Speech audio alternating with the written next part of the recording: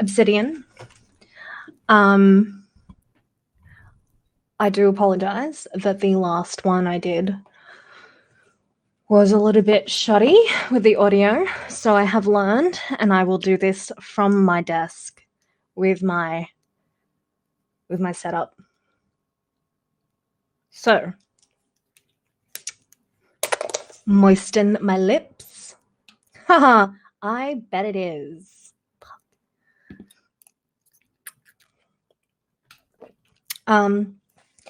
It's interesting. My camera keeps doing this thing where it like goes all gray and pixely.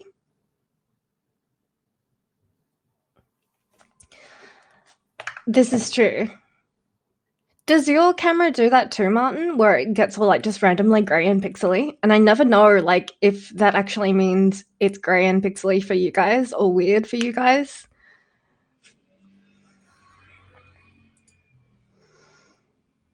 Anyway.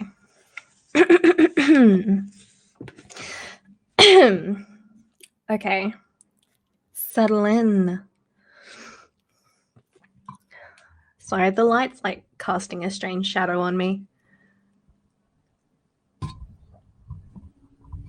Oh, and also I took your advice and I undid the microphone cord and gave it a bit more give. So it doesn't stress you out anymore. Okay, it's not doing it for you. Cool, perfect. Yeah, it seems to do it on the webpage a lot. Chapter 6. Damon. 100 thoughts raced through my head. How long had he been under? It still stresses you out because it's dangling. Oh, you want me to like... Okay, look. Let's fix this before we start.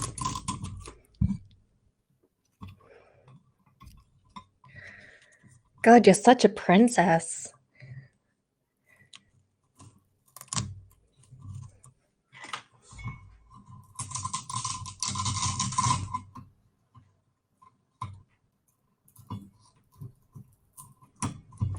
All right. You happy now, sweetheart?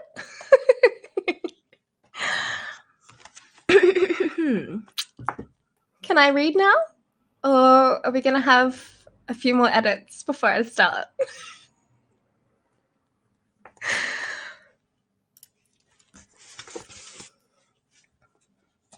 Just say the word.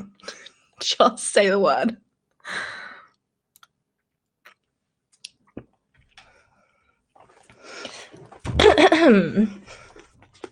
Okay, unless there are any more interruptions, Martin, I'm looking at you. I will start. Chapter 6. Damon. 100 thoughts raced through my head. How long had he been under? Where had I seen him last? How long would it take me to get help? I didn't like Damon, and yeah, I might have briefly considered the idea of drowning him, but I didn't really wish the guy dead. Oh my God, I whispered. This can't be happening. I couldn't afford to think anymore. I had to do something. Just as I took a small step to dive into the water, the surface heaved, and Damon burst from the water. Surprise and relief rushed through me, followed by the intense urge to vomit, and then hit him. He levered himself onto the rock, and the muscles of his arms popping from the strain. Are you okay? You look a little freaked out. Snapping out of it, I grabbed his slippery shoulders in an effort to assure my queasy stomach he was alive and not brain damaged from the lack of oxygen. Are you okay? What happened? Then I smacked him hard. Don't you ever do that again. Damon threw his hands up. Whoa there, what is your problem? You were under the water for so long. I thought you drowned. Why would you do that? Why would you scare me like that? I hopped to my feet, dragging in a deep breath. You were under the water forever. He frowned. I wasn't down there that long. I was swimming. No, Damon, you were down there a long time. It was at least 10 minutes. I looked for you, called for you. I thought you were dead. He climbed to his feet. It couldn't have been 10 minutes. That's not possible. No one can hold their breath that long. I swallowed. Apparently, you can. Damon's eyes searched mine. You were really worried, weren't you? No shit. What part of I thought you drowned Don't you understand? I was shaking. Cat, I came up. You must have not seen me. I went right back down. He was lying. I knew it in every bone of my body. Was he just able to hold his breath for an extremely long time? But if that was the case, why wouldn't he say so? Does this happen often? He asked. My gaze snapped back to his. Does what? Imagining things. He waved his hand. Or do you have a horrible issue with telling me? I wasn't imagining anything, and I know how to tell the time, you jerk. Then I don't know what to tell you, he stepped forward, which wasn't very far on the rock. I'm not the one imagining that I was underwater for 10 minutes when it was like 2 minutes tops. You know, maybe I'll buy you a watch next time I'm in town, when I have my keys back. For some stupid reason. One, I would probably never know. I'd forgotten the reason why we were here. Somewhere between seeing him half naked and thinking he was dead, I'd lost my mind. Well, make sure you tell Dee we had a wonderful time so that you can get your stupid keys back, I said, meeting his eyes. Then we won't need a replay of today. The smug smile was placid across his face. That's on you, kitten. I'm sure she'll call you later and ask. You'll have your keys. I'm ready. My foot slipped over the wet rock. Thrown off balance, my arms flailed in the air. Moving lightning fast, his hand shot out and grabbed mine, pulling me forward. The next thing I knew, I was against his warm, wet chest and his arm around my waist. Careful there, kitten. Dee would be pissed at me if you end up cracking your head open and drowning. Understandable, she'd probably think he did it on purpose. I started to respond, but couldn't. There wasn't much separating our skin in terms of clothing. My blood was pumping way too fast. It had to be the whole almost drowning incident. A strange edginess swamped me as we stared at each other. The slight wind brushed along wet skin that wasn't pressed against one another, making the parts plastered together seem even hotter. Neither of us spoke. His chest rose and fell, the deep bottle green of his eyes shifting by degrees. It was a powerful, almost electric feeling that coursed through me, answering something in him. Well, that was strange. We're reading a book.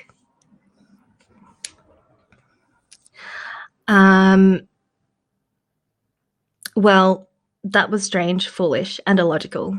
He hated me. Then Damon released my waist and stepped back. He cleared his throat, his voice thick. I think it's time we head back. I nodded, disappointed, and not even sure why I was disappointed. His mood swings made me feel as if I were one of those crappy tilt-a-whirls that wouldn't end. But there was just something about him. We didn't speak as we drifted off and dressed. As we dried off and dressed, we started back home silently. It seemed neither of us had anything to say, which was actually nice. I liked him better when he'd lost the ability to speak. But when we reached the driveway, he cursed under his breath. It felt like a blast of Arctic air had swept between us. I followed his troubled gaze. There was a strange car in his driveway, one of those expensive Audis that cost my mum's salary. I wonder if it was his parents. And if this was going to turn into Cat McGann in round 2. Damon's jaw flexed. Cat, I. A door opened and closed, banging off the side of the house. A man in his late 20s, early 30s, stepped out.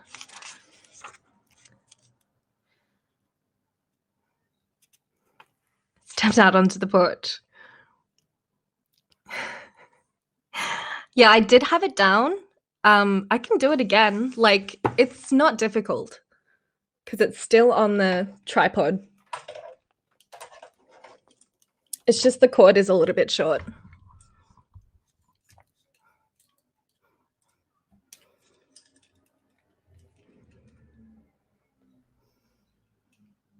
Yes.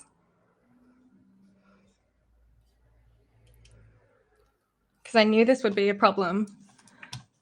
So I put you guys up here and I put the mic here. Better? Oh, yeah, big sucks. Who wants to see my fucking face anyway? Jesus. Okay.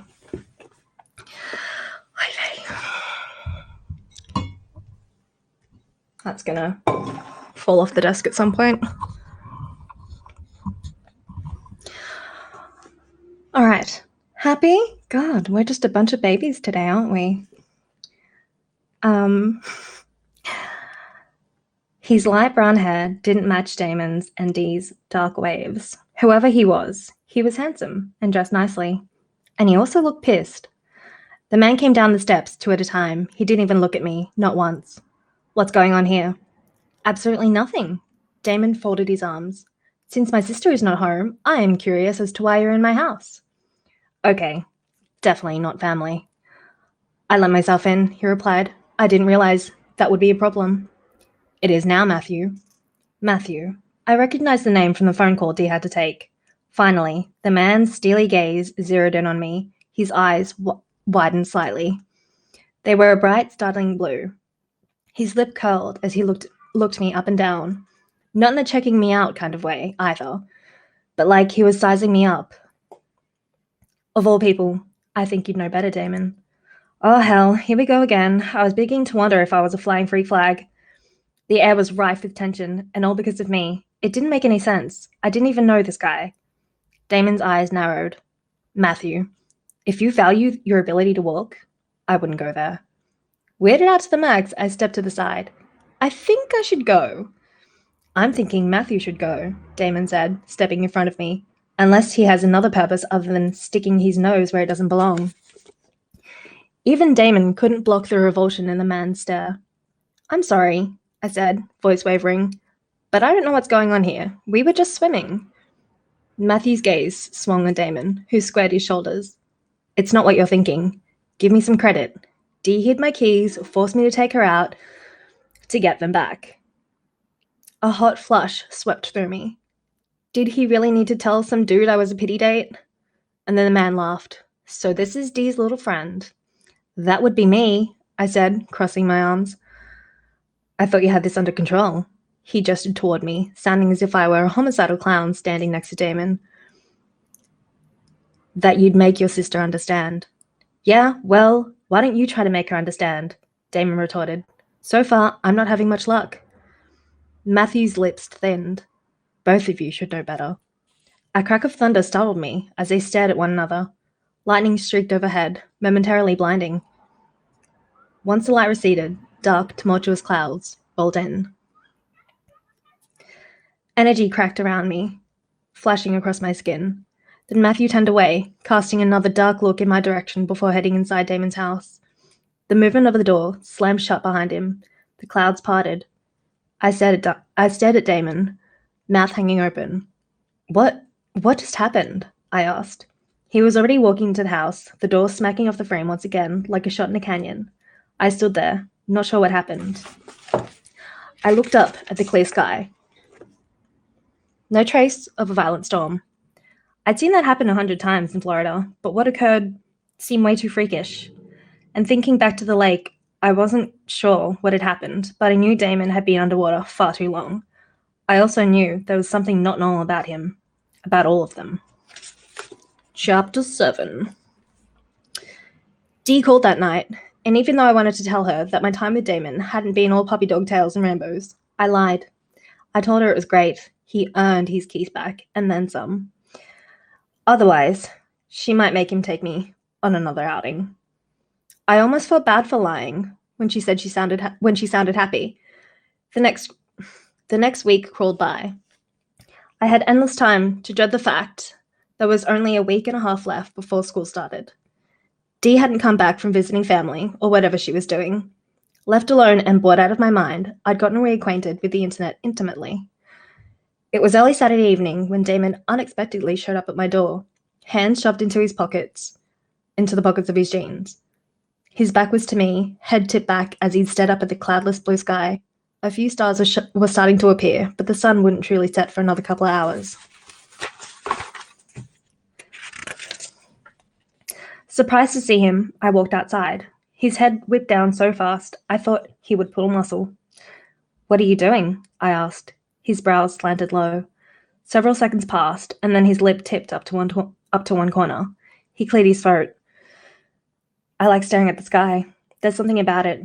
His gaze returned to the sky. It's endless, you know. Damon almost sounded deep. Is some crazy dude going to run out of your house and yell at you for talking to me? Not right now, but there is always later. I wasn't sure if he was being serious or not. I'm okay missing later. Yeah? Busy? Other than messing with my blog? No. You have a blog? He faced me, leaning back against the post. Derision pinched his features. He'd said a blog like it was a crack habit. Yeah, I have a blog. What's your blog's name? None of your business, I said, smiling sweetly. Interesting name. He returned my smile with a half grin. So, what do you blog about? Knitting? Puzzles? Being lonely? Haha, smartass, I sighed. I review books. Do you get paid for them? I laughed out loud at that. No, not at all. Damon seemed confused by that. So you review books and you don't get paid if someone buys a book based on your review? I don't review books to get paid or anything, although that would be sweet. Which reminded me, I needed to get a library card. I do it because I like it. I love reading and I enjoy talking about books. What kind of books do you read? All different kinds. I leaned against the post opposite of him, craning my neck to meet his steady gaze. Mainly, I prefer the paranormal stuff. Vampires and werewolves? Man, how many questions could he ask? Yeah. Ghosts and aliens? Ghost stories are cool, but I don't know about aliens. E.T. really doesn't do it for me, and a lot of readers. One single brow arched. What does it for you? Not slimy green space creatures, I replied. Anyway, I also appreciate graphic novels, history stuff. You read graphic novels? Disbelief colored his tone. Seriously? I nodded. Yeah, so what? Are girls not supposed to like graphic novels and comics? He stared at me a long moment, then jerked his chin toward the woods. Want to go on a hike? You know I'm not good with the whole hiking thing, I reminded him. A grin appeared. There was an edge to it. Rough. Sexy. I'm not taking you up on the rocks. Just a harmless little trail. I'm sure you can handle it. Did Dee not tell you where your keys were? I asked, suspicious. Yeah, she did. Then why are you here? Damon sighed. I don't have a reason. I thought I would just stop over, but if you're going to question everything, then you can forget it. I watched him go down the steps as I chewed on my lip. This is crazy. I'd been dying of boredom for days. Rolling my eyes, I called out, All right, let's do this. Are you sure? I agreed with a hefty amount of trepidation. Why are we going behind my house? I asked when it was evident where he was leading me. The Seneca rocks are that way. I thought most trails started over there. I pointed to the front of my house, to where the tips of the monstrous sandstone-looking structures loomed over everything.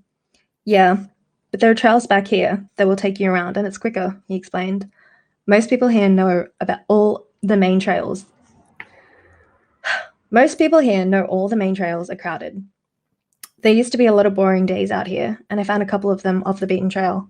I made a face. How far off the beaten track are we talking? He chuckled. Not that far. So it's a baby trail? I bet this is going to be boring for you. Anytime I get to go out and walk is good. Besides, it's not as if we'll hike all the way to Smoke Hole Canyon. That's a pretty big hike from here, so no worries, okay?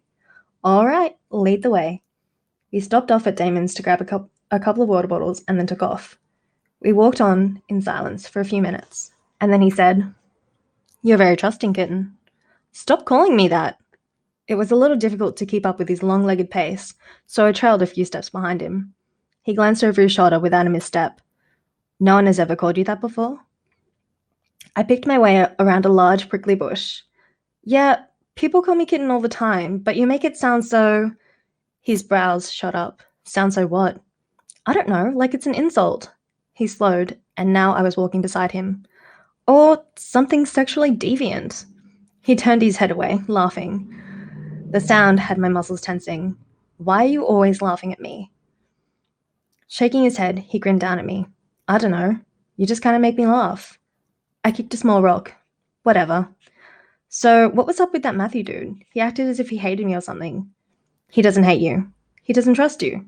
He muttered the last words.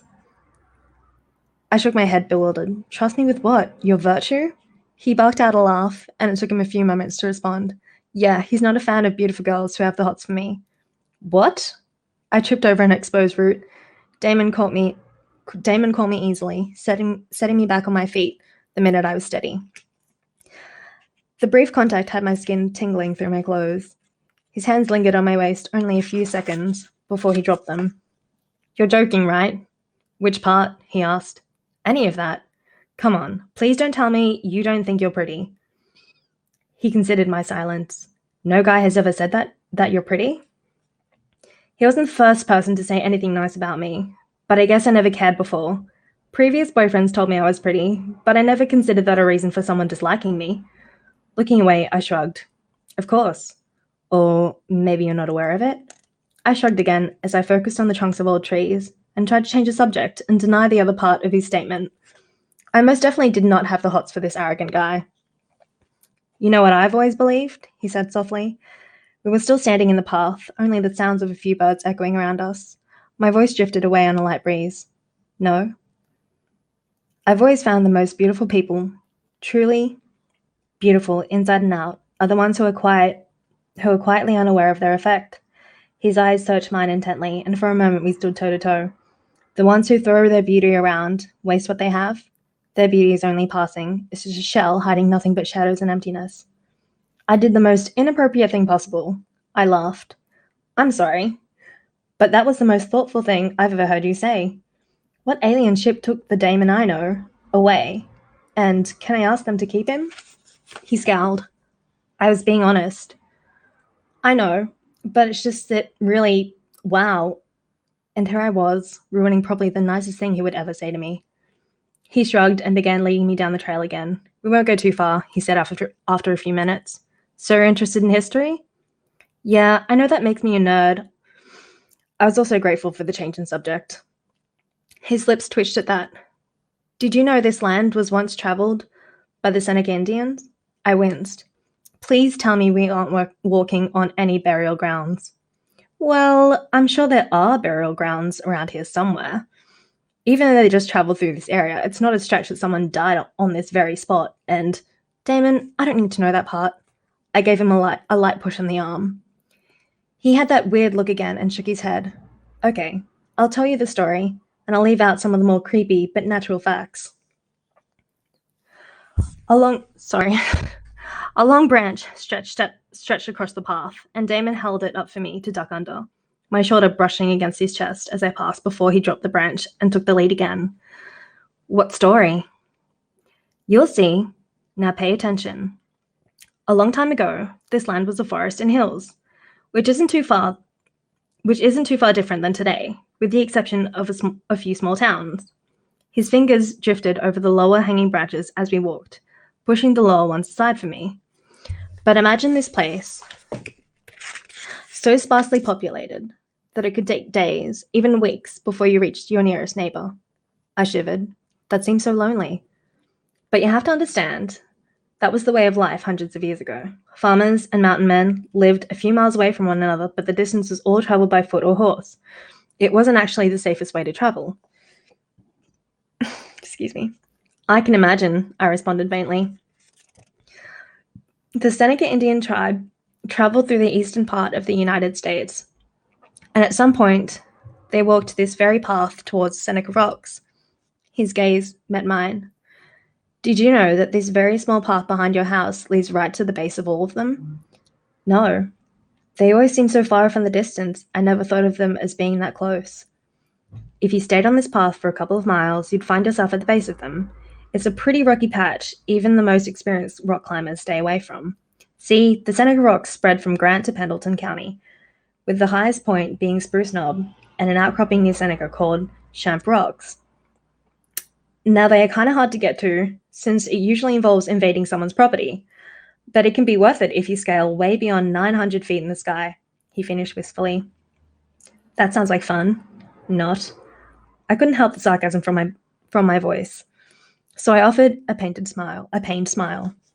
I didn't want to spoil the mood. This is probably the longest Damon and I had ever spoken without some statement earning him the finger.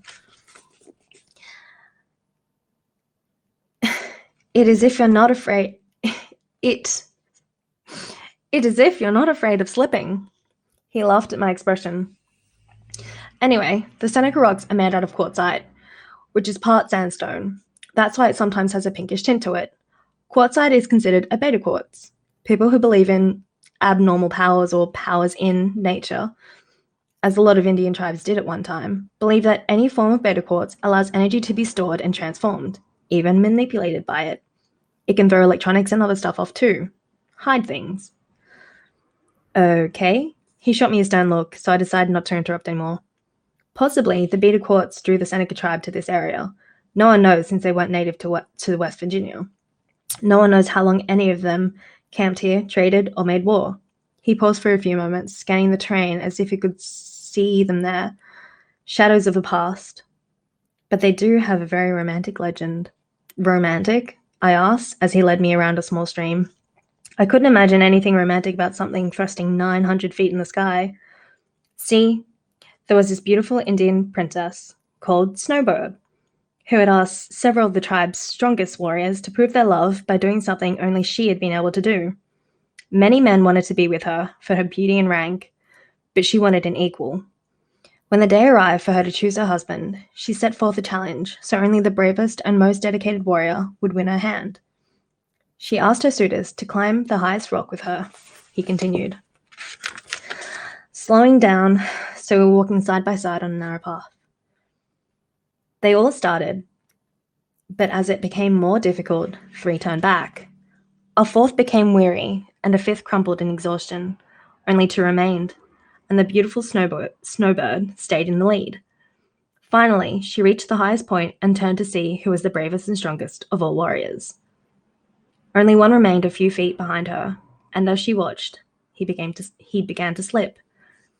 I was quickly caught up in the legend. The idea of making 7 men fight and face possible death to win your hand was unimaginable to me. Snowbird paused, only for a second, thinking that this brave warrior, obviously, was the strongest. But he was not her equal. She could save him, or she could let him slip. He was brave, but he had yet to reach the highest point, like she had. But he was right behind her. How could she just let him fall? I decided that this story sucked if Snowbird let the guy fall. What would you do? He asked curiously. Not that I would ever ask a group of men to prove their love by doing something incredibly dangerous and stupid like that, but if I ever found myself in that situation, as unlikely, Cat, he chided. I would reach out and save him, of course. I couldn't let him fall to his death. But he didn't prove himself. That doesn't matter, I argued. He was right behind her, and how beautiful could you truly be if you let a man fall to his death just because he slipped? How could you even be capable of love or worthy of it, for that matter, if you let that happen? He nodded. Well, Snowbird thought like you. Relieved, I smiled. If she hadn't, this would have been a pretty crappy romance story. Good. Snowbird decided that the warrior was her equal, and with that her decision had been made. She grabbed the man before he could fall. The chief met them and was very pleased with his daughter's choice in mate. He granted their marriage and made the warrior his successor. So is that why the rocks are called Seneca Rocks, after the Indians and Snowbird? He nodded. That's what the legend says. It's a beautiful story, but I think the whole climbing several hundred feet into the air to prove your love is a little excessive. He chuckled. I'd have to agree with you on that. I'd hope so, or you'd find yourself playing with cars on an interstate to prove your love nowadays. I wanted to bite my tongue the minute the words were out of my mouth. I hope he didn't think I meant for me. He gave me a hard look. I don't foresee that happening. Can you get to where the Indians climbed from here? I asked curiously. He shook his head. You could get to the canyon, but that's serious hiking. Not something I would suggest you do by yourself. I laughed at the thought. Yeah, I don't think you have to worry about that. I wonder why the Indians came here. Were they looking for something? I stepped around a large boulder. It's hard to believe that a bunch of rocks brought them here. You never know. His lips pursed, and he was quiet for a moment before speaking. People tend to look on the beliefs of the past as being primitive and unintelligent. Yet we are seeing more truth in the past every day. I peered up at him, trying to gauge if he was being serious. He sounded much more mature than any boy our age. What was it that made the rocks important again? He glanced down at me. It's the type of rock. His eyes widened suddenly. Kitten? Would you stop calling me? Be quiet, he hissed. Gaze fixed over my shoulder. He placed his hand on my arm. Promise me you won't freak out. Why would I freak out? I whispered. Tugging me toward him, he caught me off guard. I placed my hands on his chest to stop from tumbling over. His chest seemed to hum under my hands. Have you seen a bear? Dread pushed through my calm and blossomed. What? There's a bear? I pulled out of his grasp and spun around. Oh yeah, there was a bear. No more than 15 feet from us, a big bear, black and furry, sniffed the air with its long whiskered muzzle. Its ears twitched at the sound of our breathing. For a moment, I was kind of stunned. I'd never seen a bear, not in real life. There was something majestic about the creature, the way its muscles moved under the heavy coat of fur, how its dark eyes watched us intently as we watched it. The animal moved closer, stepping onto the rays of light that broke through the branches overhead. The fur had turned a glossy black in the sunlight. Don't run, he whispered. Like I could move even if I wanted to. The bear made a half bark, half growl as he rose to his hind legs, standing at least 5 feet tall. It's not very tall. I'm 5'5". The next sound was honest to God, roar, that sent shivers through me. This wasn't good at all. Damon started yelling and waving his arms, but it didn't faze the bear. The animal dropped onto all fours, his massive shoulders shaking. The bear rushed us. Hi, welcome to the party. Unable to breathe past the ball of fear choking me, I squeezed my eyes shut. Eaten alive by a bear was so wrong. I heard Damon curse, and even though my eyes were closed, a blinding flash of light pierced my thin eyelids. There was an accompanying blast of heat that blew my hair back, and then the flash came again, but darkness followed this time, swallowing me whole. Chapter 8. When I opened my eyes again, there was a strange metallic taste in my mouth. Rain smacked off the roof, and thunder rolled in the distance. Lightning struck somewhere nearby, filling the air with a fine current of electricity. When did it start raining? The skies had been clear, blue, and perfect the last time I remembered. I drew in a shallow breath, confused. My shoulder was pressed against something warm and hard. Turning my head, I felt the object rise sharply and then slowly ease back down. It took me a second to realize it was a chest and cheek. It was a chest my cheek was pressed into. We were on the swing, his arm around my waist, keeping me securely pinned to his side. I didn't dare move. Every inch of my body became aware of his, how his thigh molded to mine, the deep, even breaths moving his stomach onto my hand, how his hand curved around my waist, his thumb moving in idle, soothing circles at the hem of my shirt. Each circle inched the material up a little, exposing my skin until his thumb was against the curve of my waist. Flesh against flesh. I was hot and shivery, a feeling I had little experience with. His hand stilled. Pushing up, I looked into a pair of startling green eyes. What happened? You passed out, he said, pulling his arm away from my waist. I did? I scooted back, putting distance between us, as I brushed my tangled hair out of my face. The metallic taste was still on the roof of my mouth. He nodded. I guess the bear scared you. I had to carry you back. All the way? Damn it, I missed that. What happened to the bear? The storm scared it. Lightning, I think. He frowned as he watched me. Are you feeling okay? Suddenly, a bright streak of light blinded us for a moment. Moments later, booming thunder overshadowed the rain. Damon's expression was cast in shadows.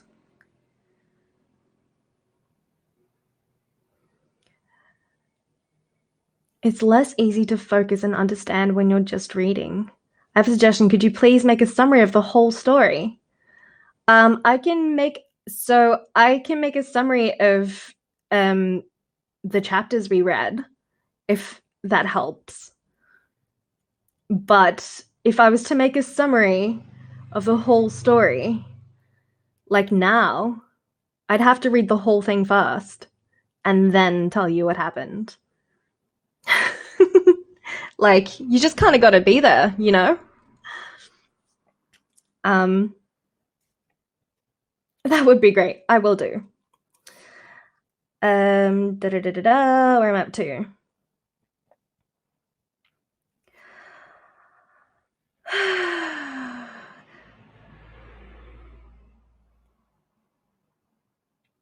I shook my head. The bear was scared of a storm? I guess so. We got lucky then, I whispered, glancing down. I was drenched, as was Damon. The rain was coming down even harder, making it difficult to see more than a couple of feet off the porch, giving the sense we were in our own private world. It rains here like it does in Florida. I didn't know what else to say. My brain felt fried. Damon nudged my knee with his. I think you may be stuck with me for a few more minutes. I'm sure I look like a drowned cat. You look fine. The wet look works for you. I scowled. Now I know you're lying. He shifted beside me, and without a word, I felt his fingers lift my chin toward him. A crooked smile lifted his full lips. I wouldn't lie about what I thought. I wish I had something clever to say, but maybe even a little flirty, but his intense stare sent any coherent thought scattering. Confusion flashed in his eyes as he leaned forward, his lips parting slightly. I think I understand now. Understand what? I whispered. I like to watch you blush. His voice barely above a murmur, and his thumb traced circles on my cheek. He lowered his head, resting his forehead against mine. We sat like that, the two of us, caught in something that hadn't been there before. I think I stopped breathing. My heart seemed to take several stuttered steps and then freeze, anticipation welling up through me, threatening to spill over at any given second. I didn't even like him. He didn't even like me. This was intense, but it was happening. Lightning struck again, this time much closer. The following snap of thunder didn't even startle us. We were in our own world, and then his crooked smile slipped from his face. His own eyes were confused and desperate, but still searching mine. Time seemed to slow, every second stretching out before me, tantalizing and torturing every breath I took. Waiting, wanting to show him whatever he was looking for, as his eyes darkened to a deep green. His face strained, as if he were waging an internal battle. Something in his eyes made me feel very unsure. I knew the second he'd made up his mind. He took a deep breath, and his beautiful eyes closed. I felt his breath against my cheek, slowly moving to my lips. I knew I should pull back. He was bad news. But my own breath caught in my throat. His lips were so close to mine. I desperately wanted to meet him halfway, to rush forward, to test if his lips were as pillowy soft as they looked. Hey guys, Dee called out. Damon jerked back, sliding in one fluid moment and putting a healthy distance between us on the swing. I sucked in a sharp breath, surprise and disappointment churning my stomach. My body was still tingling as if it had been deprived of oxygen. We'd been so absorbed in each other, neither of us had noticed the rain had stopped. Dee came up the steps, her smile fading as her gaze went from her brother to me. She squinted her eyes. I was sure my face was blood red, making it obvious that she'd interrupted something. But she only stared at her brother, her lips forming a perfect pouty O. He grinned at her, the same lopsided grin that gave the impression that he was secretly laughing. Hey there, sis, what's up? Nothing, she said, eyes narrowing. What are you doing? Nothing, he replied, jumping from the swing. He glanced at me over one broad shoulder, just earning bonus points. His words whipped through the pleasant haze as he hopped off the porch and ambled toward his own house. I glanced at Dee, wanting to chase after Damon and drop-kick him. Was almost kissing me a part of the deal to get his keys back, or to keep you happy? My voice was tight, my skin hurt. Dee sat beside me on the swing. No, that was never a part of the deal. She blinked slowly. Was he about to kiss you? I felt my cheeks burn even hotter. I don't know. Wow, she murmured, her eyes wide.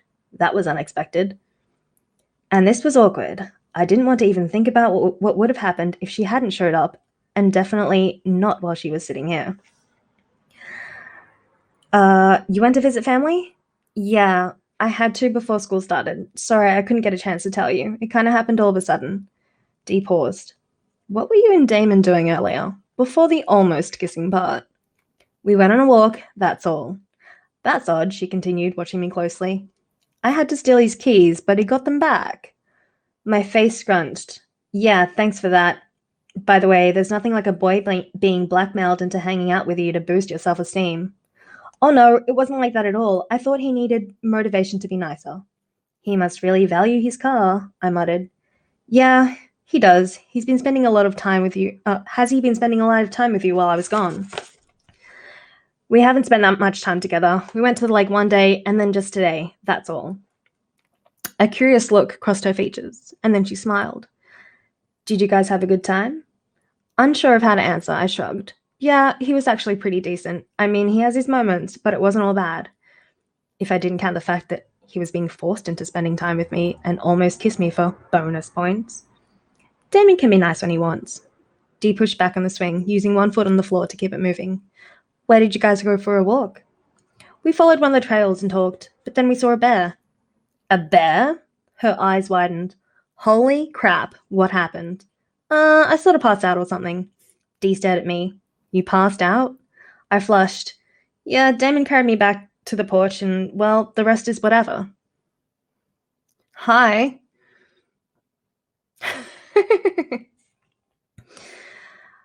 um, she was watching me closely again, curious. Then she shook her head, changing the subject. She'd ask if she'd missed anything while she was gone. I filled her in while my mind was completely elsewhere. Dee mentioned something about watching a movie later before she left. I think I agreed. Long after I'd gone inside and pulled a pair of my old sweats, I was still confused over Damon. He'd seemed almost likable during our hike before flashing back to the super douche. Flushing and frustrated, I flopped on the bed and stared at the ceiling. There was a network of tiny cracks in the plaster. My gaze traveled over them as my mind replayed the events leading up to the almost kiss.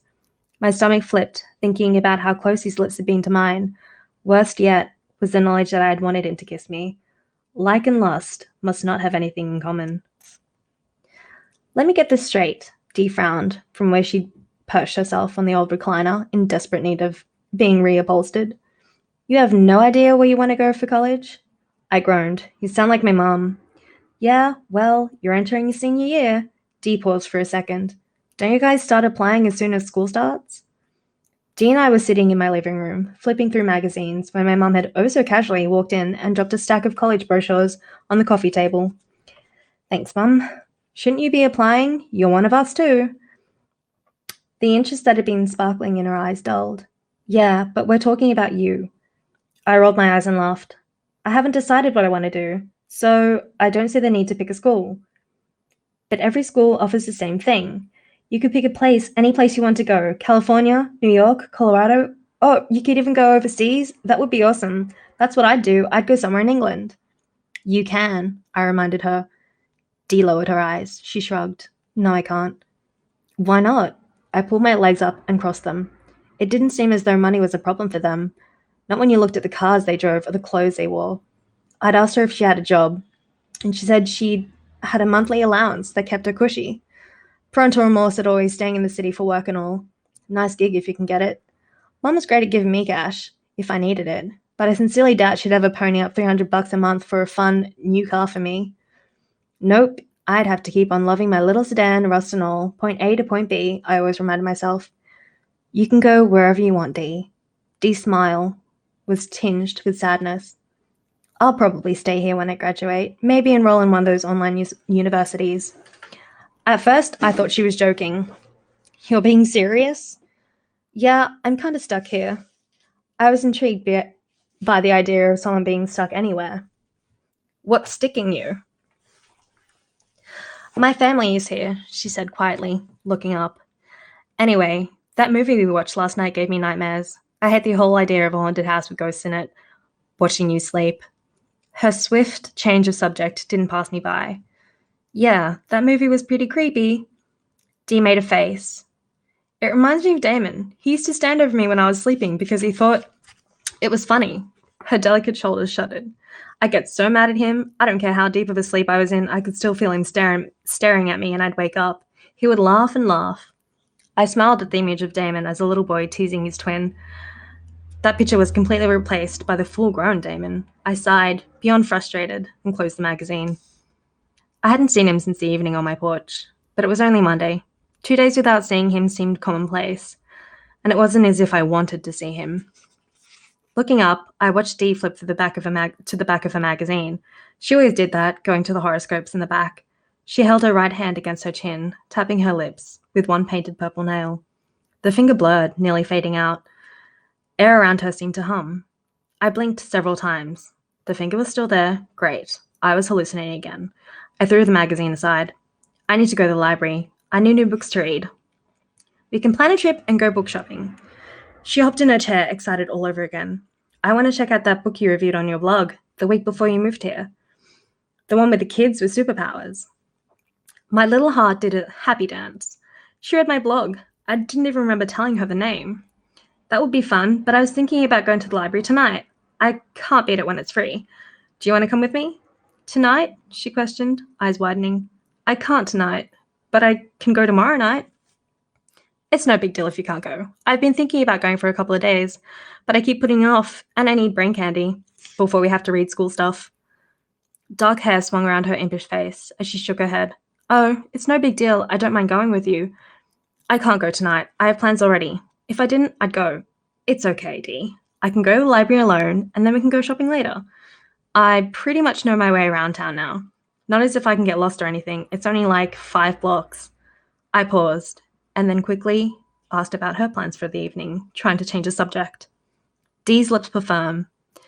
Nothing. Just friends are back in town. My innocent question obviously put her on the spot, and she seemed reluctant to say what she was actually doing. She shifted on the recliner, focused on her nails. I felt like I'd pried, but I didn't understand how the question could have made her uncomfortable. There was also a part of me hurt and disappointed that I wasn't included.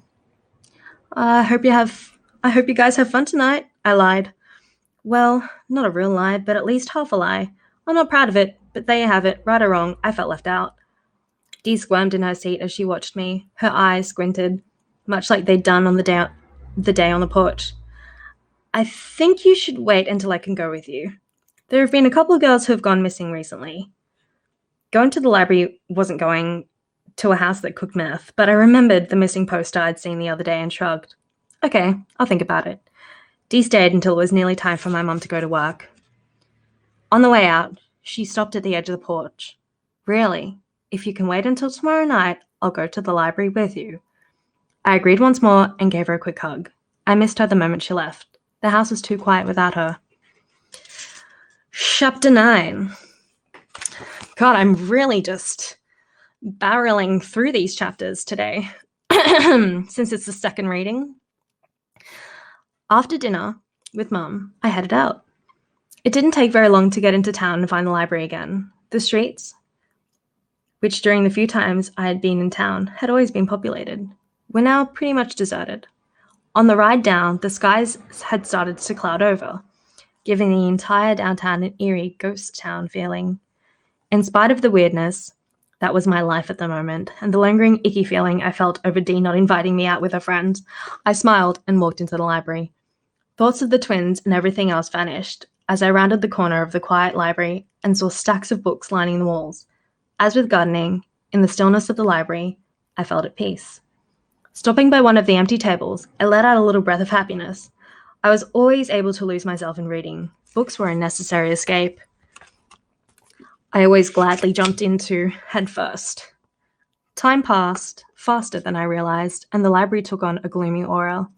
Libraries were always shadowy as daylight ended, but the unnatural darkening of the sky outside added to that creepy feeling. I didn't know how late it was until the librarian turned off most of the lights, and I was having trouble making my way back to the front desk. By then, I couldn't wait to be out of the drafty and creaky place. A flash of lightning lit up the bookshelves, and thunder rolled outside the windows. I hoped I could make it to my car before it started pouring. Clutching the books I wanted to check out to my chest, I hurried to the front desk. I was done in record time, barely having the time to say thank you before the librarian turned her back and dashed off to lock up. Well then, I muttered under my breath. The impending storm had turned dusk to night, making it seem much later than it was. Outside, the streets were still and barren. I looked behind me, thinking about staying until the rain passed, but the final light in the library snicked off. I gritted my teeth and shoved my books into my backpack before heading out. I stepped out onto the pavement, and the sky opened in a torrential downpour, soaking me within seconds. I tried my best to keep my backpack from getting wet as I fumbled with my keys and hopped back and forth. The rain was freaking freezing. "Excuse me, miss." A gravelly voice interrupted my struggles. I was hoping you could help me. Intent on getting the door open and the books out of the rain, I didn't hear anyone approach. I shoved my backpack into the car and tightened the hold on my purse as I turned toward the sound. A man came out of the shadows and stood under the streetlight. Rain coursed down his light-colored hair, plastering the longish strands to his head. His wire-framed glasses slipped down the bridge of his crooked nose as he stood with his arms wrapped around his chest, his thin body shivering slightly. "My car back there," he gestured behind him, shouting a bit to be heard over the rain pouring against the hood, "has a flat tire. I was hoping you had a tire iron." I did, but every fiber in my body was telling me to say no, even though the man looked as if he couldn't throw a stone very far. "I'm not sure." My voice was smaller than I intended. I pushed at my wet hair and cleared my throat. I shouted back, "I don't know if I have one or not." The man's smile was weary. "I couldn't have picked a better time, could I?" "No, you couldn't." I shifted from one foot to the next. Part of me wanted to leave him there with an apology, but then there was this other part of me, a huge part of me, that was never good at telling people no. I chewed my lower lip as I hovered by the door. I couldn't leave him in the rain. The poor man looked about to crumple over any second. Pity for him pushed away the sense of dread that always came when you were confronted with the unknown.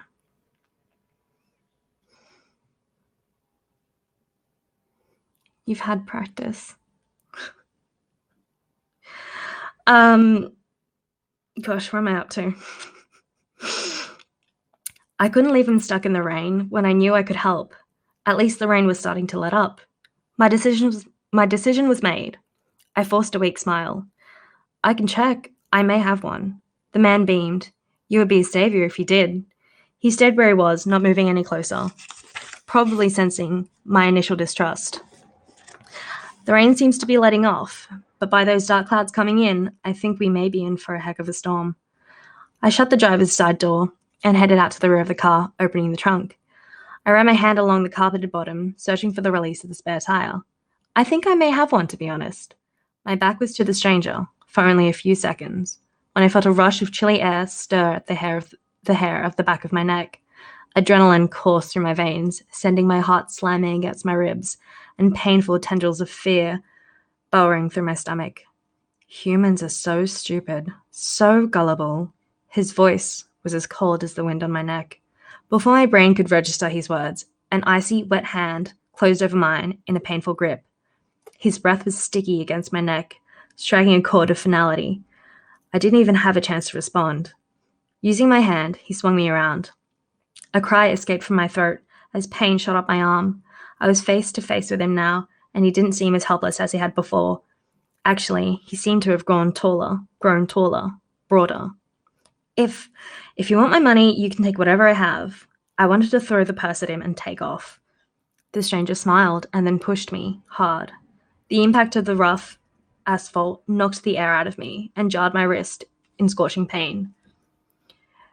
With my good hand, I grabbed my purse and shoved it at him. "Please," I begged, "just take it. I won't say anything, just take it, I promise." My attacker crouched in front of me, lips curved in a sneer as he took my purse. Behind the glasses, his eyes seemed to shift colors. "Your money? I don't need your money." He tossed the purse aside. I stared as a little gasp of breath wheezed in and out of my lungs. I couldn't keep up with the idea that this was happening. If he wasn't robbing me, then what did he want? My mind shrunk from that line of thinking, instead of echoing in terror. No, no, no. I couldn't keep my head afloat in the rush of thoughts and images that flooded me, but my body was moving and I was scooting away from him, banging into the curb. Fear swamped me. I knew I needed to scream. I felt it welling up in my throat. I opened my mouth. "Don't scream," he warned, his voice a biting command. I felt the muscles in my legs tense. I twisted, pulling my knees up, getting ready to run. I could make it. He wouldn't expect it. I could make it now. His arms shot out in a blur, grabbing both legs and yanking. My left arm and that side of my face hit the pavement, skin grating against rough cement in blinding pain. My eyes started to swell in a matter of seconds, and warm blood trickled down my arm. My stomach heaved. I tried to pull my legs out of his grip, kicking. When that failed, he grunted but held on. "Please, let me go." I tried again to kick my legs loose. The road scraped my arm, sending more pain and something stronger. Anger coursed through me, pushing at the fear, trying to overcome it. The combination sent me into heady action. I kicked and bucked, pushed and shoved, but nothing seemed to budge him, not even an inch. Let go of me! This time I yelled, the sound torn from my throat until it was raw. He moved quickly, his face fading in and out like I'd seen Dee's hands do. And then he was on top of me, his hand covering my mouth. His weight was unbearable, even though he'd appeared so small before, so helpless. I couldn't breathe, I couldn't move. He was crushing me, but the thought of what was to come next nearly destroyed me. Someone had to have heard me. It was my only hope. He lowered his head, sniffing my hair. A shudder of revulsion rolled through me. He hissed. I was right. You have their trace. He moved his hand from my mouth and gripped my shoulders. Where are they? I don't understand, I choked out. Of course you don't. His face contorted with disgust. You're nothing but a stupid walking mammal, worthless. I squeezed my eyes shut. I didn't want to look at him. I didn't want to see his face. I wanted to go home. Please. Look at me. When I didn't, he shook me again. My head cracked against the ground. The fresh new pain startled me, and my one good eye opened against my will. He grabbed my chin with his icy hand. My gaze flickered across his face and finally settled on his eyes. They were vast and empty. I'd never seen anything like it. And in those eyes, I saw something worse. Worse than being robbed, worse than being degraded and abused. I saw death in them, my death, without an ounce of remorse. Tell me where they are. Each word was bitten out. His voice sounded muffled, as though underwater. Or maybe that was me. Maybe I was drowning. Fine, he spat. Maybe you need a little encouragement. Within a second, his hands wrapped around my throat and he squeezed. Before I had a chance, the last breath that I'd taken for granted was cut off. Panic clawed through my chest as I tried prying his fingers off my neck, my legs kicking out in a vain attempt at freedom. His grip dug into my fragile windpipe. Are you ready to tell me? He challenged. No? I didn't know what he was talking about. My wrist was no longer throbbing. The torn flesh of my arms and face no longer seemed to sting with such fierceness as before, because new pains were replacing the old. There was no air, no more air. My heart pounded in my chest, demanding oxygen. The pressure in my head threatened to explode. My legs were going numb. Tiny lights danced through my vision. I was going to die. I would never see my mum again. Oh God, she would be devastated. I couldn't die this way, for no reason. I begged silently, prayed someone would find me before it was too late. But everything was fading. I slipped into an inky abyss. The pressure wasn't bad now. The rawness in my throat seemed to ease. The pain was leaving. I was leaving, fading into the darkness. Suddenly, his hands were gone, and there was a fleshy sound of a body hitting the road in the distance. It felt like I was at the bottom of a deep well, and the source of the noise was too far above. But I could breathe again. I gluttonously ate each breath, drawing the beautiful air down my bruised throat, already feeding my starved organs. I started to cough as I gulped air. Someone cried out in soft musical language I'd never heard before. And then there was another curse and punch being thrown. A body landed next to me, and I rolled slightly. Pain caused me to wince, but I welcomed it. It meant I was alive. They were fighting in the shadows. One of them, a man, grabbed another, holding him several feet into the air. The strength was shocking, brutal, inhuman, impossible. Rolling up, I was wrecked by another round of coughing. I leaned over, putting my weight on my wrist, and yelped. Damn it! A deep voice exploded. There was a flash of intense red-yellow light. Street lamps down the street exploded, casting the entire block in darkness. I doubled over as I heaved. Gravel crunched, and the tips of hiking boots came into view. I threw my arm out to keep whoever it was back. It's okay, he's gone. Are you okay? A gentle hand was on my shoulder, steadying me. In a distant part of my brain, I thought his voice sounded familiar. Just sit still. I tried to lift my head, but dizziness nearly stole my breath. My vision blurred and then cleared. My left eye was now swollen shut and throbbed with each beat of my pulse. Everything is okay. A warmth started in my shoulder, flowing down my arm and circling my wrist, easing sore muscles and delving deeper. I was reminded of days lying out on white beaches, basking in the sun. Thank you for... My words trailed off as my rescuer's face swam into focus. High cheekbones, straight nose, and full lips formed before my eyes, a face that was striking and so cold. that it could not possibly belong to the same heat that was slowly swallowing my entire body. Vibrant, rare green eyes met mine. Cat, Damon said. Concern was etched in his forehead. Are you still with me? You, I whispered, as my head lolled to the side. I vaguely noticed it was no longer raining. He arched a coal-black brow. Yes, it's me. Dazed, I glanced down where he was holding my wrist. It wasn't throbbing any longer, but his touch was doing something else. I jerked my arm back, confused. I can help you, he insisted, reaching for me again. No, I shrieked, and it hurt. He hovered a moment longer, and then straightened, his eyes glancing down at my wrist. Whatever, I'll call the police. I tried not to listen to him as he spoke to the police on the phone. Eventually, I was able to catch my breath. Thank you. My voice was hoarse, and it hurt to speak. Don't thank me. He dragged his fingers through his hair. Damn it, this is my fault. How is this his fault? My brain wasn't working correctly yet, because that didn't make any sense. I leaned back carefully and peered up. Way up, and I immediately wished I hadn't. He looked fierce and protective. See something you like, kitten?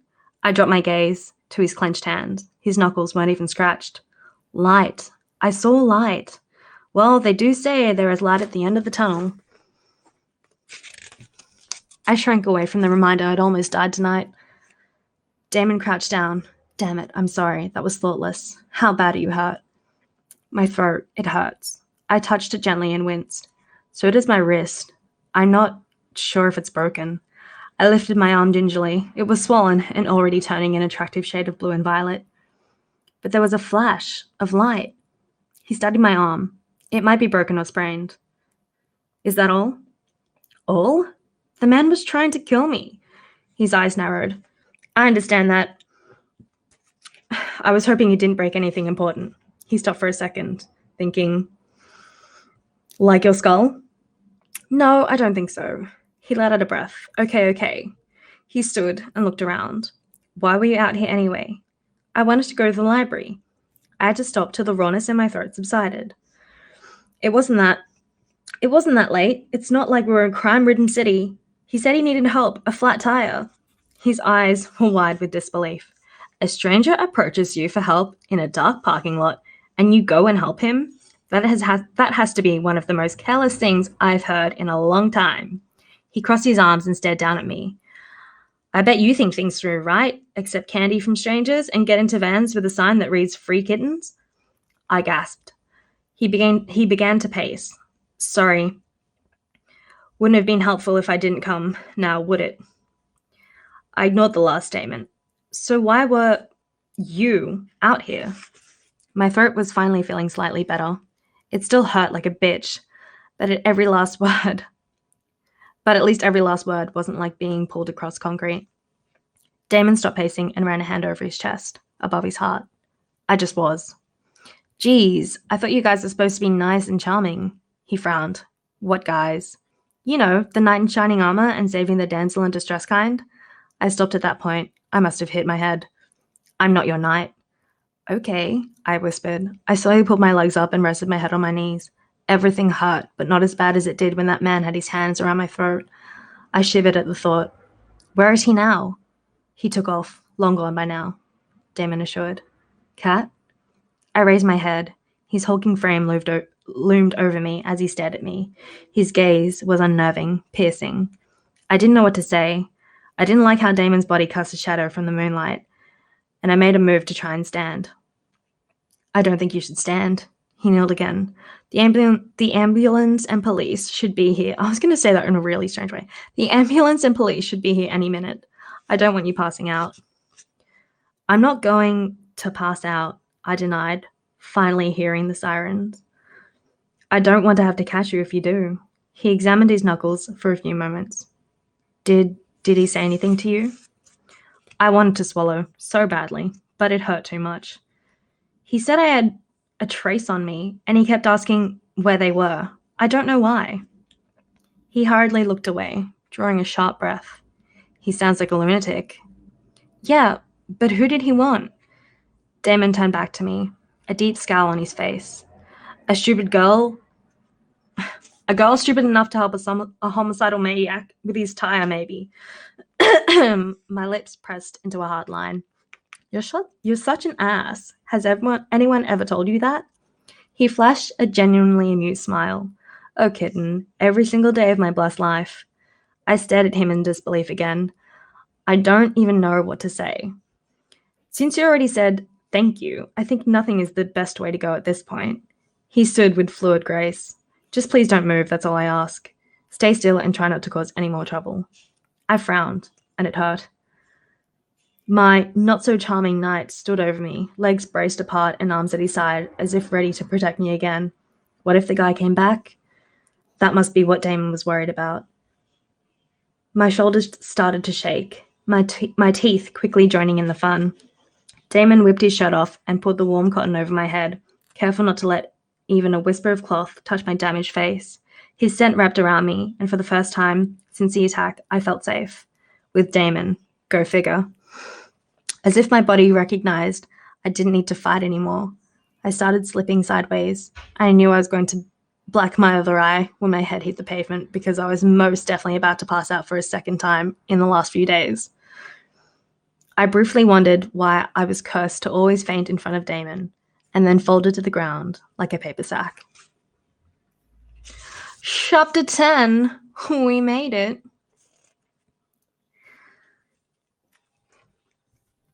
I didn't make it a habit to frequent hospitals. I hated them as much as I hated country music.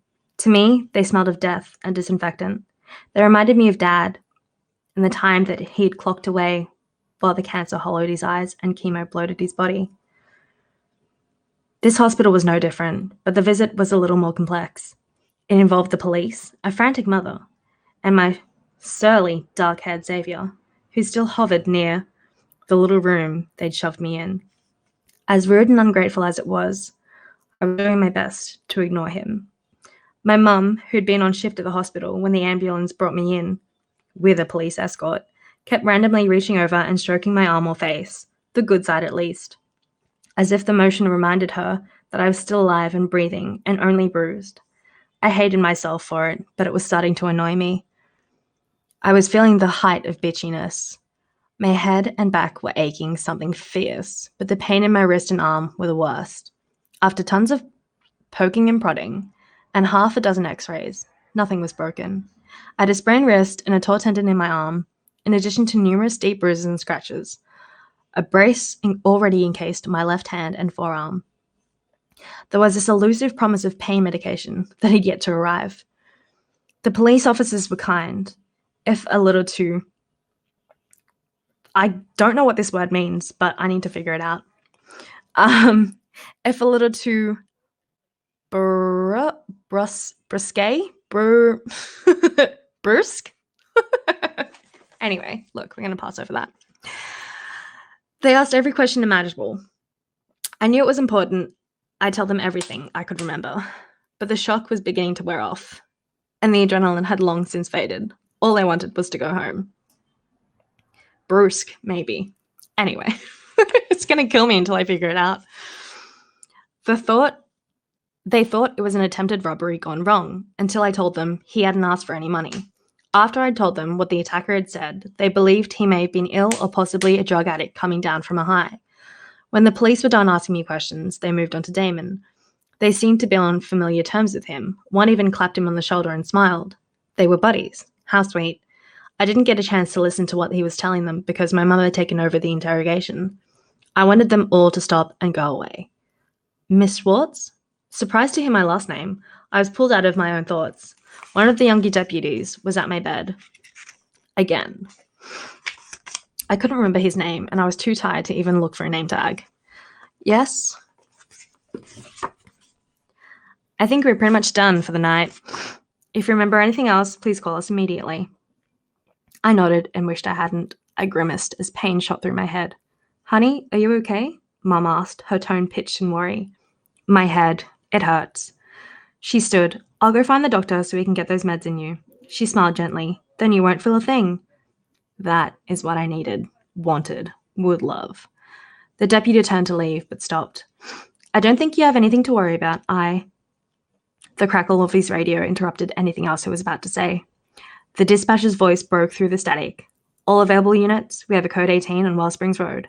Victim is a female, approximately 16 to 17 years of age. Possible DOA, EMT on the scene. Whoa, what were the odds that I'd been attacked on the same night another teenage girl died in such a small town? It had to be a coincidence. I glanced at Damon. His eyes were narrowed. He'd heard it too. Jesus, the deputy said, then clicked on his radio. Unit 414 leaving hospital and en route. He turned back from the bed, still talking to the radio, and left. With the exception of Damon lounging against the wall by the curtain, the room was empty. He raised a curious brow at me. I chewed on my lower lip and turned my head away, causing another ripple of pain to go from one temple to the other. I stayed like that until my mother came rushing back to my bed with the doctors in tow. Honey, Dr. Michaels has good news. As you already know, you have no broken bones, and it looks like you don't have a concussion. Once we can release you, you can go home and rest, he said, rubbing the area where speckles of grey peppered his hair near his temples. He glanced at Damon before focusing on me again. Now, if you start experiencing dizziness or nausea, vision issues, or loss of memory, we need to take you back here immediately. Okay, I said, eyeing the pills. I'd agree to anything at this point. After the doctor left, Mum hovered as I took the small plastic cup and pills from her, swallowing them quickly. I didn't even care what they were. On the verge of tears again, I reached for my mum's hand, but was interrupted by an excited voice in the hallway. Dee rushed into the room, her face pale and worried. Oh no, Katie, are you okay? Yes, just a little banged up. I lifted my arm and gave a weak smile. I can't believe this happened. She turned to her brother. How could this have happened? I thought you... Dee, Damon warned. She darted away from her brother, lingering on the other side of my bed. I'm so sorry about this. It's not your fault. She nodded, but I could tell she was harboring guilt. My mum's name was called over the loudspeaker. Her face strained. She excused herself and promised to be back in a few seconds. Can you leave soon? Dee asked. I dragged my attention back to her. I guess so. I paused. As long as my mum comes back. She nodded. Did you see the guy who attacked you? Yeah. He said some crazy stuff. I closed my eyes, and it seemed to take longer than usual to reopen them. Something about finding them. I don't know. I shifted on the hard bed. The bruises didn't hurt as much. Weird. Dee paled. I hope you can leave soon. I hate hospitals. I do too. Her nose wrinkled. They have such a strange smell to them. That's what I've always told my mum, but she thinks I make it up. Dee shook her head. No, it's not you. They have this musty smell. My eyelids flickered open again and focused on Damon. He had his eyes closed, and he leaned his head against the wall, but I knew he was listening to everything. Dee talked about taking me home if my mum couldn't leave. I was struck again by the twins. Damon and Dee didn't belong here, but I did. I could blend easily with the whitewashed walls and pale green curtains. I was as plain as the linoleum, but these two seemed to light the room with their flawless beauty and demanding presence. The medication was kicking in. I was poetic and high. Bliss. Dee shifted, and my view of Damon was blocked. I immediately felt panic rising and struggled to move until I could see him again. My pulse quieted the moment my gaze settled on his still form. He didn't fool me. He was trying to pretend he was relaxed, leaning against the wall like that with his eyes closed and all, but his jaw was clenched, and I knew he was like a coiled spring filled with vigilant energy. You're handling this so well. I'd be totally freaked out, rocking in the corner somewhere. Dee smiled. I'll freak out, I murmured. Give me time.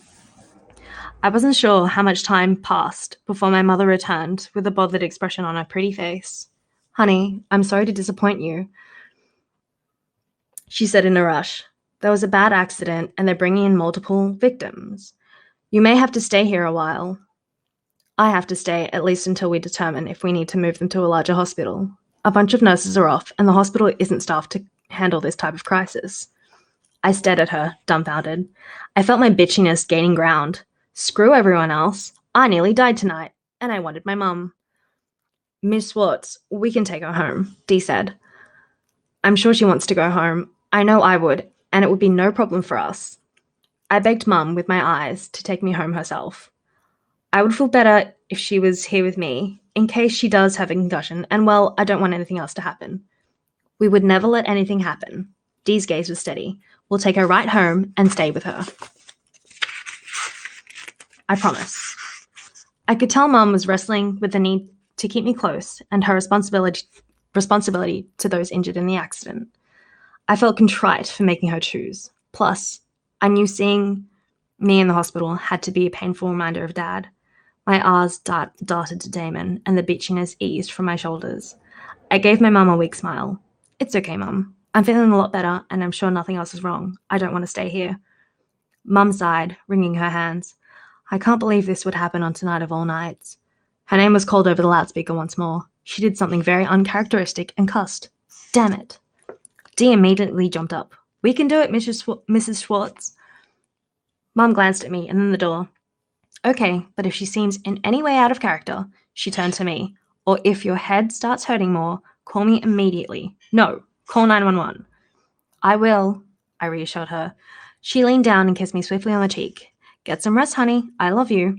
Then she was off, rushing down the hallway. Dee grinned impishly as I looked at her. Thank you, I said. But you don't have to stay with me. She frowned. Yes, I will. No arguments. She dashed from my side. I'll go see what I can do to spring you from this place. I blinked and she was gone. But Damon had inched closer. His expression was stoic, and he stood at the foot of my bed. I closed my eyes. Are you going to insult me again? Because I'm not up to pair for that. I think you mean Pa. Pair, Pa, whatever. I opened my eyes and found him staring. Are you really okay? I'm great, I yawned loudly. Your sister acts as if this is her fault. She doesn't like it when people get hurt, he said softly, and people tend to get hurt around us. A chill snaked around my insides, even though his expression was blank. His words were heavy with pain. What does that mean? He didn't answer. Dee came back then, a grin on her face. We're good to go, with doctor's orders and all. Come on, let's get you home. Damon moved to the side of my bed, and, surprisingly, he helped me sit up and then stand. I stumbled a few steps, having to stop. Whoa, I feel buzzed. Dee's face was sympathetic. I think the pills are starting to work. Am I slurring yet? I asked. Not at all, Dee laughed. I sighed, exhausted to the point of falling over. My body was whisked up into the air and against Damon's hard chest before being deposited gently into a wheelchair. Hospital rules, Damon explained, and wheeled me out, stopping only long enough for me to sign a couple of forms before steering me toward the parking lot. He helped me into Dee's backseat, mindful of the arm brace, by carrying me again and placing me into the rear. I can walk, you know. I know. He walked around and slid in next to me. I tried to keep on my side of the car, but with my head up, because I doubted he'd appreciate me lying on him. But once Damon settled next to me, my head sort of fell to his chest. He stiffened for a moment and then placed an arm on my shoulder. The warmth of him quickly seeped into my bones. It felt right, at that moment, to be nestled against him. I felt safe, and it reminded me of the heat that had come off his hand earlier. I snuggled the good side of my face against the soft fabric of his t-shirt and thought his arm tightened around me, but that could have been the pills. By the time the car started, I was already drifting away, one thought colliding into the next without any coherence. I wasn't sure if I was dreaming or not when I heard Dee speak, her voice sounding muted and far away. I told her not to go. I could still see it. I know. There was a pause. Don't worry, I'm not going to let anything happen this time, I swear. Silence followed by more hushed whispers. You did something, didn't you? She asked. It's stronger now. I didn't mean to. Damon shifted slightly, smoothing the hair off my face. It just happened. Shit. Several long moments passed, and I struggled to stay awake, but the events of the night were weighing too heavily on me, and finally I succumbed to the warmth of Damon and the blissful silence. When I opened my eyes again, daylight peeked through the heavily curtained living room, catching small particles of dust that hung in a lazy pattern over the peaceful head of Dee. She was a few feet away, curled up in the recliner in a deep sleep. Her hands were folded neatly under her cheek, and lips slightly parted. She looked more like a china doll than a real person. I smiled and immediately winced. The spark of pain cleared the haze from my head, and the fear from last night doused my veins in ice water. I lay there for several moments, taking deep, calming breaths as I tried to gain control of my spiraling emotions. I was alive, thanks to Damon, who apparently was also my pillow. My head was in his lap, one of his hands resting on the curve of my hip. My heart sped up. He couldn't have been comfortable sitting up all night. Damon stirred. You okay, kitten? Damon? I whispered, trying to gain control of my spiraling emotions. Sorry, I didn't mean to sleep on you. It's okay. He helped me sit up. The room spun a little. Are you okay? He asked again. Yeah. You stayed here all night? Yeah, was all he said. I remember Dee volunteering, but not him. Waking up with my head in his lap was the last thing I'd expected. Do you remember anything? He asked quietly. My chest squeezed tight. I nodded, expecting it to hurt more than it did. I was attacked last night. Someone tried to mug you, he said. No, that wasn't right. I remember a man grabbing my purse, then falling down, but he hadn't wanted my money. He wasn't trying to mug me, Cat. No. I tried standing up, but his arm returned, forming a band of steel around me that I couldn't break. He didn't want my money, Damon. He wanted them. Damon stiffened. That doesn't make any sense. No shit. I frowned as I moved my arm and found that the splint was heavy. But he kept asking about where they were and about a trace. The guy was insane, he said, voice low. You realize that, right? That he wasn't right in the head, that nothing he said means anything. I don't know, he didn't seem crazy. Trying to beat the crap out of a girl isn't crazy enough for you? His brows rose. I'm curious, what do you think is crazy? That's not what I meant. Then what did you mean? He shifted, careful not to jar me, which kind of surprised me. He was a random lunatic. But you're going to make it bigger than it is, aren't you? I'm not making this anything. I took a steadying breath. Damon, that wasn't a normal lunatic. Oh, you're an expert in crazy people now? A month with you, and I feel like I have a master's degree in the subject, I snapped, glaring at him. I scooted away. My head swam. You okay? He reached out, placing a hand on my good arm. Cat?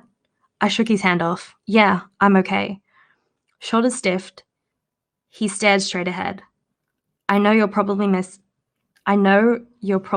up after what happened last night, but don't make this into something it's not. Damon, I don't want Dee worried that there is an idiot out there attacking girls. His eyes were hard, cold. Do you understand me? My lip trembled. Part of me wanted to cry. Another part wanted to wail on him. So all he's caring was about his sister? How silly of me. Our eyes locked. There was such intensity in his, as if he were willing me to understand. Dee yawned loudly. I jerked away, breaking contact first. Of course, score 1 for Damon. Good morning, Dee chirped, as one or both of her legs dropped to the ground, sounding surprisingly heavy for someone as slender as she was. Have you guys been awake long? Another sigh, much louder and more annoyed than the first, pushed through Damon's hard lips. No, Dee, we just woke up and were talking. You were snoring so loudly we couldn't stay asleep any longer. Dee snorted. I doubt that. Katie, how are you feeling? Okay this morning? Yeah, I'm a little sore and stiff, but overall okay. She smiled, but her eyes were still hooded with guilt, which made no sense. She tried to smooth down her curls, but they sprung back into disarray as soon as she removed her hand. I think I'm going to make you breakfast. Before I could respond, she dashed off to the kitchen, and I heard numerous doors open and close, pots and pans clanging against each other. Okay. Damon stood and stretched. The muscles of his back were taut under his skin. I looked away. I care more about my sister than I do anything in this universe, he said quietly, each word punctuated by truth. I'd do anything for her, to make sure she's happy and she's safe. Please don't worry her with crazy stories. I felt infinitely small. You're a dick, but I won't say anything to her. When I looked up, I found it hard to concentrate when his eyes were as bright as they were. Okay? Happy? Something flickered over his face. Anger? Regret? Not really. Not at all. Neither of us looked away. There was a heavy quality to the air. Tangible. Damon, Dee called from the kitchen. I need your help. We should go see what she's doing before she destroys your kitchen. He rubbed his hands down his face. It's possible. Keeping quiet, I followed him out to the hallway, where the light spilled in from the open door. I winced at the abrupt brightness and suddenly remembered I hadn't brushed my hair or my teeth yet. I cringed away from Damon. I think I need to go. He raised an eyebrow at me. Go? Where? I felt my cheeks turn hot. Upstairs. I need a shower. Surprisingly, he didn't fire back with the door I'd left open. He nodded and disappeared into the kitchen. At the top of the stairs, my fingers mindlessly went to my lips, and another shiver rolled through me. How close to dying did I come last night? Is she really going to be okay? I heard Dee ask. Yeah, she'll be fine, Damon responded patiently. You have nothing to worry about, nothing is happening. Everything was taken care of when I came back there. I crept closer to the landing. Doesn't look like that. Don't look like that. Nothing will happen to you. Damon sighed with real frustration this time. Or her, okay? Another gap of silence followed. We should have expected something like this. Did you? Dee asked, her voice rising sharply. Because I was trying not to. I was trying to hope that we could have a friend, a real one, without them getting... Their voices lowered, becoming unintelligible. Were they talking about me? They had to be, but that didn't make sense. I stood in absolute confusion, trying to figure out what they were talking about. Damon's voice rose. Who knows, Dee? We will see how it plays out. He paused and then laughed. I think you are beating those eggs to death. Here, let me have them. I listened for a few more moments, and they bantered back and forth like normal before I peeled myself away from the spot. Without warning, another stolen conversation quickly resurfaced. The night before, as I coasted in and out of consciousness in the car, I'd overheard both of them whispering worries that I couldn't comprehend. I wanted to shrug off the nagging feeling that they were hiding something. I hadn't forgotten Dee's weird aversion to me going to the library, or the strange light I'd seen outside the library that reminded me so much of the light in the woods when I'd seen the bear and passed out, something that I'd never done before in my life. And then there was that day at the lake when Damon had turned into Aquaman. I walked numbly into my bathroom and flipped on the light, expecting to see my face busted up. I tilted my head to the side, a startled gasp escaping my throat. I knew my cheek had been scraped raw last night, the pain I remembered, and my eye swollen shut. But my eye was only slightly bruised, my cheek pink as if new skin had already grown. My gaze drifted along my neck. The bruises were faint, as if the attack had happened days ago and not last night. What the heck? I whispered. My wounds were almost healed, with the exception of my encased arm, but that too barely ached. Another loose memory poked through, of Damon leaning over me in the road. His hands warm. His hands? No way. I shook my head. But as I stared at myself, I couldn't shake the nagging feeling that something was going on here. The twins knew it. Things didn't add up. Boom. Chapter 11 is the next one. So we're done. We managed to catch up again and do a proper recording of it. So, boom. So for those who have been following, or, well, you know what? For those who are new, this is my favorite book series. It is a trashy teen romance novel in the Lux series, Lux, and the first book is called Obsidian. I was like, oh, the camera's down here. And basically the main characters are Katie, who's just a normal kid who her dad died of cancer, and her mom have moved out to bumfuck nowhere in Virginia. And there's a boy next door, and the boy next door, his name is Damon, and he's a twin, and his sister's name is Dee. And Dee just wants to be friends with a normal person. Did you miss all the chapters? No, I don't think so. Because I went from 1 all the way to 5 the last time. And then I've just read 6 to 10 twice. Anyway, so the timeline is that Katie has moved in. She's trying to make new friends with the neighbors. The neighbors, the chick, Dee, really likes her and wants to be friends with her. And the guy, Damon, they have this like weird thing between them. And Damon took Katie to the lake to make up for being a dick, but he only did it because his sister took his car keys away and was like, you need to be nice to her. So be nice to her and then I'll give you your keys back. So he did that.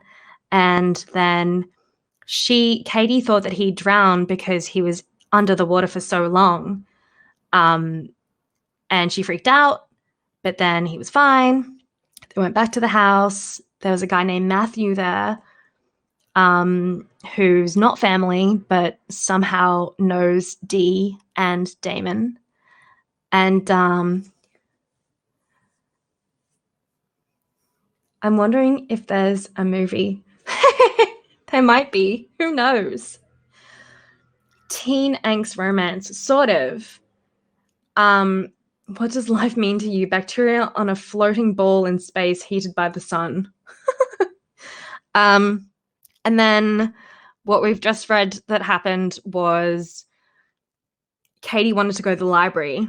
Oh no, before that, Damon went over to Katie's house and was like, hey, we should go for a hike. And she was like, yeah, okay. So they went on a hike, and then there was a bear that they encountered, and Katie passed out.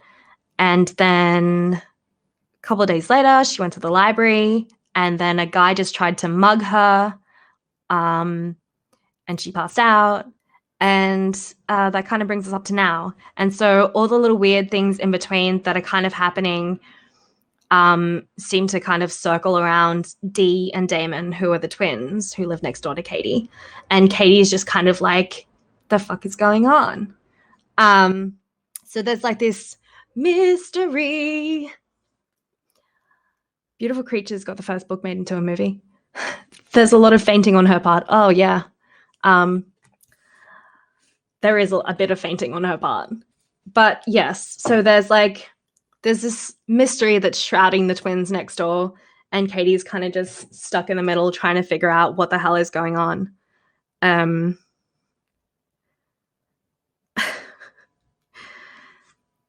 Anyway, look, we made it. The next 5 chapters will be read at some point, and I'll kind of just have to keep this going because I know if I don't stick to it, I'm never going to finish. It's one of those things. So I'm going to kind of keep it going. And you guys don't have to sit around and listen to me. I'm just doing this. I mean, I think it's more for me that I actually get back into reading because I really missed reading.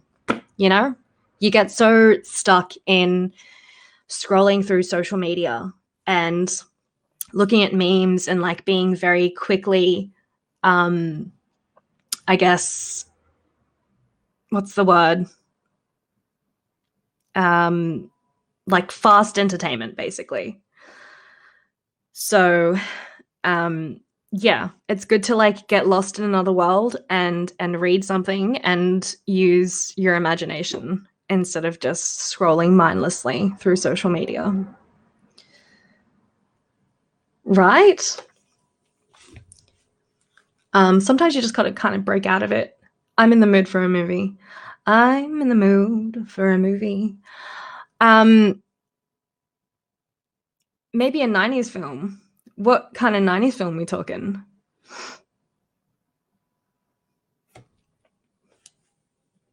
Thumbs up from Martin. I am actually going to stop broadcasting this. Jurassic Park. Jurassic Park. That is a great, I guess, trilogy in the beginning. Yes, I'm going to restart this stream, but just on Haps. So, because at the moment I am streaming to both Twitch and YouTube. So I'm just going to restart a stream that's a little bit more casual and chill. But yes, you just stumbled upon me. Oh, why, thank you, Eleanor. I'm definitely kind of getting used to it, but still I do find with some of the sentences, the commas just aren't in the right places. and I just end up using the like completely wrong intonation and just being like, oh, gotta start that again because that's not what that sentence meant. But yes, oh, it's funny. I was telling my housemate about it, and I was like, oh yeah, I'm doing a book reading, and she's like, what kind of book? And I'm like, and she's like, I know what kind of book. I'm like, yeah, it's like a trashy teen romance novel thing. And she's like, don't feel embarrassed. She's like, this is a safe space. I read those kind of books too. And I was like, thank you. So she's like, no judgment, which is the best part about my housemate, honestly. Like, we both do the most nerdiest shit. And it's just like, this house is a space that is completely safe and there's no judgment. I was thinking about going to Bunnings sometime soon and getting a really big plywood, like, what do you call it? Like a project board. And you guys met each other at a nerd convention. Amazing. So yes, and I was thinking about getting a project board, plywood, and sketching out stuff that is kind of relevant and relatable to me and my housemate, and doing pyrography. So doing a sketch and then doing pyrography over it. And I'm thinking it's going to have like plants and God, what else shit do we like? Mostly plants. I think it's going to have plants, and then it's going to say something super cheesy like our home is a no judgment zone and love is love. So they will always be one of my favorites too. They are what started my love of reading. Nice. Someone got muted. You need to find a nerd convention. Yeah, I mean, well, COVID kind of has to lift a bit for nerd conventions to occur. I've been to many a nerd convention also. One I actually went to after, this was back in 2014 when I was doing cheerleading. I was doing, I think it was our first comp. Our first comp was around the corner from, I think it was Supernova. And so after I'd finished, I went over and went into Supernova dressed up as a cheerleader.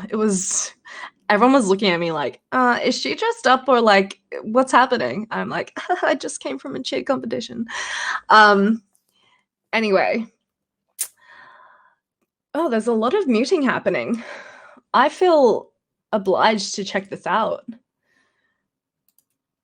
Dude, why have you been muted?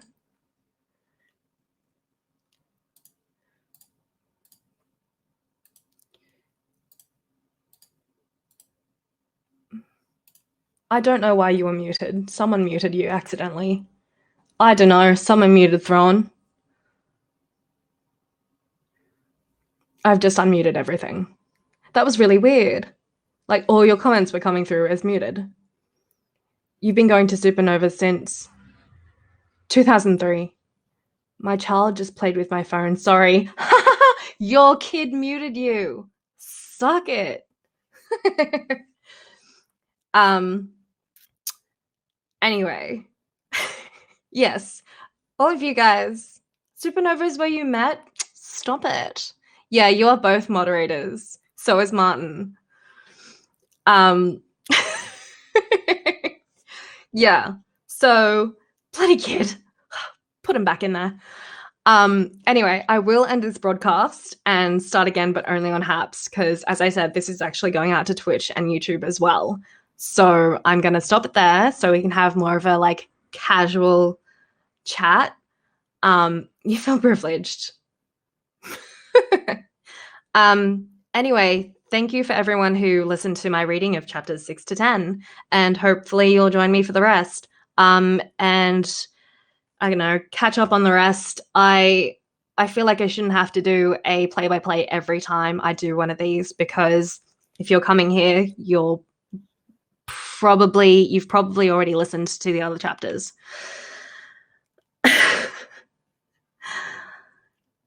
There's been a mute though.